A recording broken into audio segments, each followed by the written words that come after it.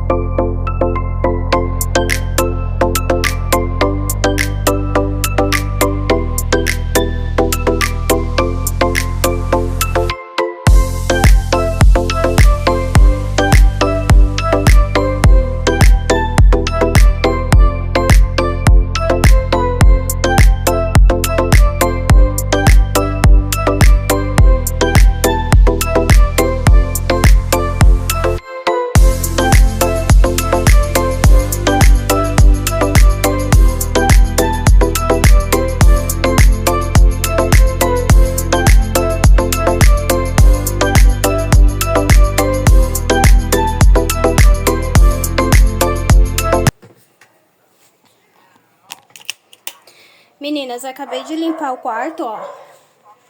Ficou tudo bem arrumadinho, pessoal, olha. Aí eu espirrei essa águas aqui, que é pra dar cheirinho, olha, águas de lençóis. Aí você pode colocar em cortina, na cama, no chão, no tapete, onde você desejar. Olha, tá? Ficou bem limpinho. Esse tapete aqui, gente... gente, eu já tô cansada de lavar esse tapete. Eu acho que o Luke, ele faz de pirraça. Toda vez que eu lavo ele, ele pega e vem fazer xixi. Assim que eu coloco. E se ele fazer isso agora, eu vou dar umas palmadas na bunda dele pra ele aprender. Aí tá ali, ó. Tá, Emily também. Tá bom, gente?